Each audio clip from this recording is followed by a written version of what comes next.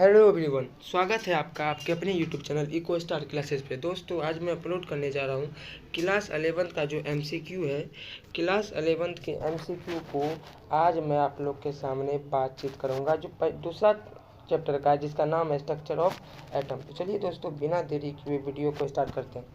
पहला इसमें क्वेश्चन है, atom has been derive from Greek word called. मतलब एटम जो है वो एक ग्रीक वर्ड से निकला है और उस ग्रीक वर्ड का नाम क्या है इसे हम जानते हैं। तो पहला ऑप्शन है एटॉमिक, दूसरा है एटम, तीसरा एटोमियो, चौथा है नॉन डिविजिबल। तो इसका एकदम सही आंसर हो जाएगा एटोमियो। दोस्तों, मैं एक बात आप लोग को बता देता हूँ कि आप जो है मेरे हर एक क्वेश्चन को पॉज कीजिए। पॉज करने के बाद आप जो है अपने से बनाइए और हमें ज़रूर कमेंट करके बताइए कि आपने कुल क्वेश्चन में से कितना क्वेश्चन किया है। तो चलिए दूसरे क्वेश्चन की ओर। दूसरा क्वेश्चन कर रहा है, Dalton atomic theory was able to explain successfully. मतलब डाल्टन का जो एटॉमिक थ्योरी था वो क्या चीज़ को एकदम सही से एक्सप्लेन कर रहा था।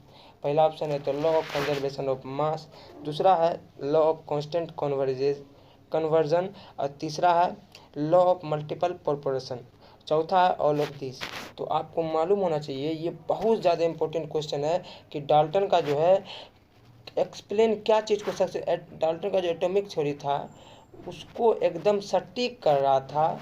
वो है ये तीनों जो हम लोग का है, ये डाल्टन का जो एटॉमिक थ्योरी था उसे पूरी तरीके से फॉलो कर रहा था। तो इसका ऑप्शन हो जाएगा डी। इसका option D is the correct answer of this question. चलिए दोस्तों, चलते हैं 3 नंबर क्वेश्चन की ओर। 3 नंबर क्वेश्चन दिया हुआ है, व्हाट इज इवोनेट। पहला ऑप्शन है it is hard rubber contain 25% to 80% sulphur line seed. मतलब 25% जो है वो दिया हुआ है क्या चीज़, वो 25% सल्फर, और कह रहा है कि जो 80% है वो दिया हुआ है लाइन सीड। तो पहला ऑप्शन ये हुआ। अब दूसरा ऑप्शन कह रहा है इट इज़ मेटल, तीसरा कह रहा है it is a good conductor of electricity, चौथा कह रहा है इट इज़ मेटलॉइड। तो आपको मालूम होना चाहिए कि इसका option A is the correct answer. Option A जो है ये करेक्ट आंसर है। आप लोग ज़रूर बताइएगा ये क्वेश्चन किसका किसका सही हुआ है। सही हुआ है ज़रूर कमेंट कीजिएगा हमें कि ये क्वेश्चन कितने लोगों ने मेरे बना लिया, मेरे यूट्यूब परिवारों ने कितने उनमें से है जो ये क्वेश्चन को बनाया है। तो चलते हैं आप 4 नंबर क्वेश्चन की ओर।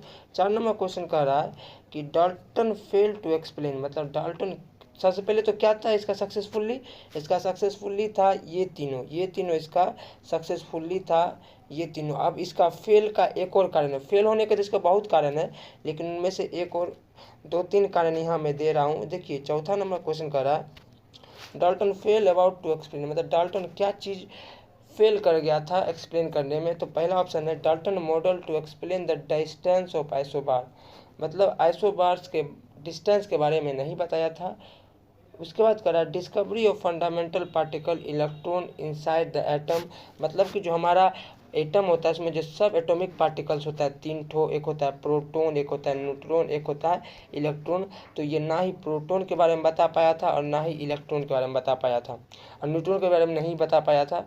अब चलते हैं और ऑप्शन डी करा all of this.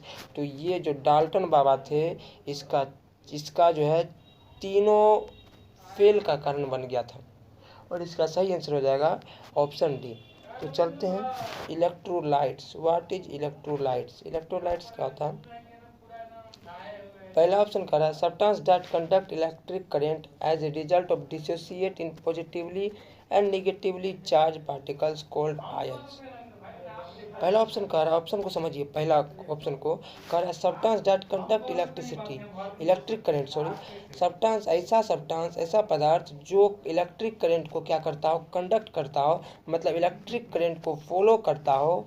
As a result उसके बाद उसको रिजल्ट मिलता हो कि वो टूट जाए, डिसोसिएट मतलब होता है टूट जाए पॉजिटिवली और निगेटिवली चार्ज में, और उसे ही हम लोग आयंस कहते हैं।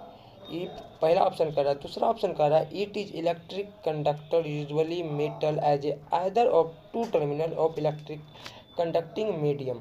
मतलब कह रहा है कि ये एक तरह का इलेक्ट्रिक कंडक्टर है जो मेटल की तरह है, जो मेटल ही है, और इसमें 2 को क्या चीज़ है, टर्मिनल है, जो इलेक्ट्रिक कंडक्टर मीडियम बनाता है। देखिए दोस्तों, ये जो दिया हुआ है दूसरा पहले जानते हैं दूसरा क्या दिया था। अब चलते तीसरे की ओर। Its example is zinc, copper, lead and silver. और चौथा कह रहा ऑल ऑफ दीज।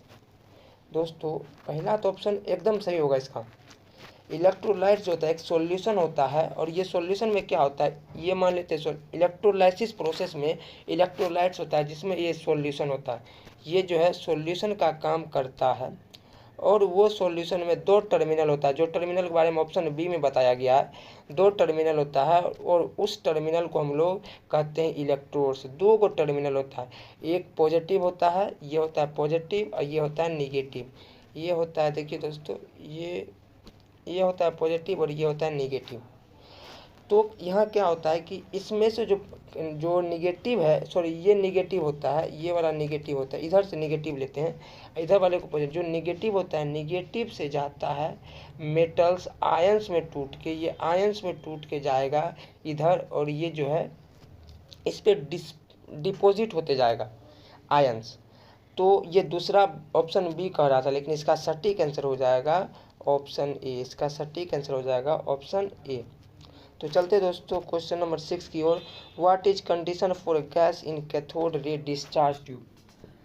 मतलब कह रहा है कि जो हमारा gas cathode ray discharge tube था, जिसमें हम लोग का इलेक्ट्रॉन का खोज हुआ था, जो थॉमसन किए थे, ये थॉमसन जो किए थे, उसी के बारे में। तो ये कह रहा है कि कंडीशन फॉर गैसेज, मतलब उसमें जो हम लोग गैस लिए थे, वैसे तो हम लोग हाइड्रोजन गैस में लिए थे, लेकिन इस हाइड्रोजन कोई भी गैस ले सकते हैं, कुछ पार्टिकल्स गैस भी ले सकते हैं। इसमें कह रहा है कि हम लोग का जो हाइड्रोजन था वो हाइड्रोजन के लिए कंडीशन क्या बना था डिस्चार्ज ट्यूब में। तो इसका हम पहले तो जानते हैं, ऑप्शन पढ़ते हैं। पहला ऑप्शन कह रहा है very high pressure and very high voltage. देखिए पहला ऑप्शन ये कह रहा है। दूसरा ऑप्शन कह रहा है very high pressure and very low voltage. तीसरा कह रहा है very low pressure and very high voltage. और चौथा कह रहा है very low pressure and very low voltage. सबसे पहले तो आपको इस क्वेश्चन को हमें अभी जाके पॉज कीजिए, इसे बनाइए, और अभी हमें कमेंट कीजिए कि ये क्वेश्चन कितनों लोगों ने बनाया है, ये क्वेश्चन कितने लोगों ने बनाया है। ठीक, चलिए जल्दी से कमेंट कीजिए, हम इसको बताते हैं इसका क्या होगा। जो डिस्चार्ज ट्यूब था, कैथोड रे का जो डिस्चार्ज ट्यूब था, उसका कंडीशन था कि जो प्रेशर है ना, वो प्रेशर होगा बहुत लो, और जो वोल्टेज है, वोल्टेज वो होना चाहिए बहुत हाई। समझे, यहाँ वेरी का उपयोग किया गया। वेरी याद रखिएगा, वेरी मतलब बहुत, मतलब प्रेशर को बहुत नीचे लिया गया, बहुत डिक्रीज करके, और वोल्टेज को बहुत ऊपर करके बताया गया। इसके लास्ट जो हमारा लास्ट क्वेश्चन, इसमें बताया गया कि प्रेशर कितना था और हम लोग का वोल्टेज कितना था। तो चलिए दोस्तों इसका एकदम सटीक आंसर हो जाएगा low pressure and very high voltage. Option C is right answer.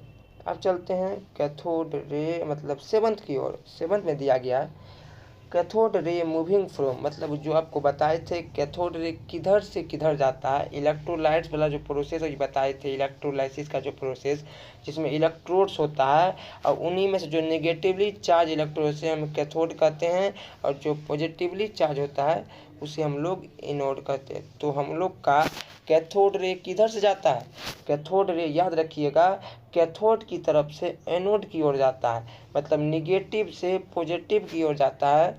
तो इसका सही आंसर हो जाएगा negative electrode cathode to positive electrode anode, option A. अब चलते हैं क्वेश्चन नंबर 8 की ओर। क्वेश्चन नंबर 8 कर रहा है what role play by fluorescent material.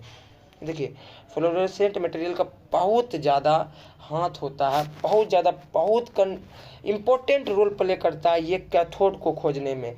Cathode जो हम लोग का जो कैथोड वाला जो प्रोसेस था, यहाँ पे कैथोड रे वाला जो प्रोसेस था यहाँ डिस्चार्ज ट्यूब में, उस कैथोड रे डिस्चार्ज ट्यूब में इसका बहुत बड़ा रोल प्ले किया गया था, जिसमें ये इलेक्ट्रॉन की खोज किया था।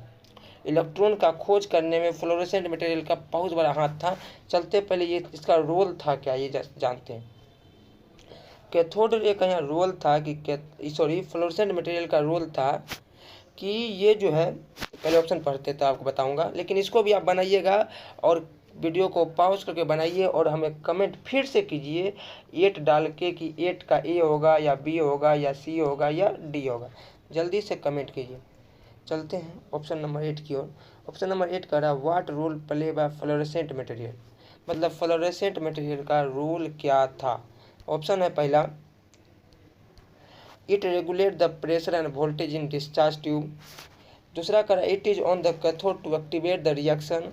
तीसरा कह रहा है one cathode is strike the jet and as a bright spot, spot होगा यहाँ spot, SPOT spot is developed on the coating behind the anode, ANODE होगा, डबल एन हो गया गलती से।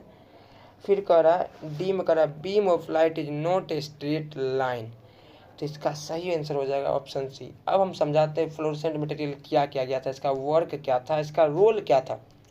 तो फ्लोरेसेंट मटेरियल का रोल था, पहले हम तो साफ जगह ले लेते हैं, चलिए ठीक। फ्लोरेसेंट मटेरियल का जो रोल था वो रोल ये था कि जो हम लोग का जो डिस्चार्ज ट्यूब बना था, डिस्चार्ज ट्यूब, और इसमें डिस्चार्ज ट्यूब में जो हम लोग का एनोड था, डिस्चार्ज ट्यूब में जो हम लोग का एनोड था, उस एनोड के पीछे जो है छेद करके, इसमें छेद करके एक मटेरियल लगाया गया था, जिस मटेरियल को हम लोग फ्लोरेसेंट मटेरियल कहते हैं। लेकिन आपको मालूम होगा कि जो यहाँ से कैथोड रे निकल रहा था, जिसके अंदर इलेक्ट्रॉन है, जिसमें इलेक्ट्रॉन है, वो कैथोड रे तो हमें दिखाई नहीं दे रहा था। तो जब दिखाई नहीं दे रहा था तो इसको दिखाई देने के लिए, इसको समझने के लिए हम लोग क्या किए थे, इसको समझने के लिए हम लोग क्या किए थे, इस क्या कि आपको बताए थे कि जो निगेटिव चार्ज से पॉजिटिव की ओर जाता है आयंस, तो पॉजिटिव की ओर जाने लग गए थे, और जाने के बाद एनोड पे तो डिपॉजिट हुआ था, लेकिन हमको मालूम नहीं चलेगा कि ये इलेक्ट्रॉन है। तो हमें मालूम कैसे चलेगा, तो हम क्या किए थे, इसको छेद करके इसके अंदर हम लोगों ने फ्लोरेसेंट मटेरियल लगा दिया था, और ये फ्लोरेसेंट मटेरियल पे जब भी इलेक्ट्रॉन पड़ता था, इलेक्ट्रॉन आता था, तो ये क्या करता था, ये एकदम ब्राइट स्पॉट, मतलब जलता था, ब्राइट करता था, और ब्राइट होने के बाद ये कुछ क्लू छोड़ देता था, इस पर कुछ क्लू रहता था हम लोग के लिए, कि हम लोग जान सके कि ये 100% इलेक्ट्रॉन ही है, हम लोग जान सके कि ये 100% इलेक्ट्रॉन ही है, इसीलिए हम लोग जो है इसे लगाया था, और ये क्लू छोड़ के जा रहा था। तो आप ज़रूर फ्लोरेसेंट मटेरियल का जो ये बारे में बताया गया, इसका जो डिफिनेशन है, इसका क्या रोल था, इसको ज़रूर लिखिए, और किन किन लोगों ने इसका सटीक आंसर दिया है उसको ज़रूर आप लोग कमेंट कीजिए। चलते हैं दोस्तों 9वें क्वेश्चन की ओर। देखिए मैंने बताया था आपको कि रेंज ऑफ प्रेशर और जो वोल्टेज था डिस्चार्ज ट्यूब में, उसके बारे में बताया जा रहा है। तो चलिए दोस्तों, तो पहला क्वेश्चन है pressure is 10⁻² mm of Hg। Pressure की बात पहले कर रहे हैं, और फिर जाकर प्रेशर करा कि 10⁻⁻5 mm ऑफ Hg, मतलब कि कुल मिला के -2 10⁻⁻2 से लेके 10⁻⁻5 mm Hg था क्या प्रेशर, पहला ऑप्शन करा, और वोल्टेज था 1000 वोल्ट्स। अब कह रहा है दूसरा ऑप्शन कह रहा है इसमें pressure is 10⁻2 mm of Hg to 10⁻³ mm of Hg, voltage दे रहा है 1 लाख। अब चलते हैं ऑप्शन नंबर सी की ओर। ऑप्शन नंबर सी कह रहा है pressure is 10⁻⁴ mm of Hg to 10⁻⁻5 mm of Hg, voltage दे रहा है 100 वोल्ट। अरे भाई, वोल्टेज मैंने बताया था बहुत हाई था, तो 100 वोल्ट थोड़े होगा इसमें। अब कह रहा है ऑप्शन डी कि pressure is 10⁻⁻2 mm of Hg to 10⁻⁻3 mm of Hg, और वोल्टेज दिया वोल्टेज दिया हुआ है 10,000। इसका सटीक आंसर हो जाएगा ऑप्शन डी। ऑप्शन डी जो है इसका सटीक आंसर हो जाएगा, ऑप्शन डी इसका सटीक आंसर हो जाएगा। तो चलते हैं हम लोग अपनी लास्ट क्वेश्चन की ओर, और लास्ट क्वेश्चन है कैथोड रे इज विजिबल और नॉट इन डिस्चार्ज ट्यूब। अगर कैथोड रे विजिबल होता तो हमें फ्लोरेसेंट मटेरियल लगाने का कोई काम होता दोस्तों, कोई काम नहीं था। जब विजिबल नहीं है तभी तो हम लोग फ्लोरेसेंट मटेरियल यूज़ कर रहे थे। तो इसमें हम लोग बताएंगे, इसमें सीधा आंसर है कि कैथोड रे मतलब कैथोड रे जो हम लोग का शो नहीं कर रहा था हम लोग के डिस्चार्ज ट्यूब में। दोस्तों आज तक मैं यहीं रहने देता हूँ, तो बिना देरी किए आप लोग सब क्वेश्चन का क्या कीजिए, कमेंट करके हमें बताइए सब क्वेश्चन में से आपने कितने क्वेश्चन का सटीक आंसर दिया है। और दोस्तों ऐसे ही मैं लगातार रोज तो या रोज 2 दिन पे मैं डेली वीडियो इस पे अपलोड करता हूँ। आपको 11th यहाँ आपको जो मिल जाएगा 5 से लेके आपको क्लास 11 तक का हर एक चीज़ MCQ चैप्टर वाइज टेस्ट भी होता है। इस पे टेस्ट भी मैं डालता हूँ और जो मोस्ट इम्पोर्टेंट क्वेश्चन होता है उसे मैं डालता हूँ और डालते ही चला जाता हूँ। तो दोस्तों बिना देरी किए आप हमारे चैनल को ज़रूर सब्सक्राइब कीजिएगा। तो दोस्तों मिलते हैं अगले वीडियो में, तब तक के लिए थैंक यू दोस्तों।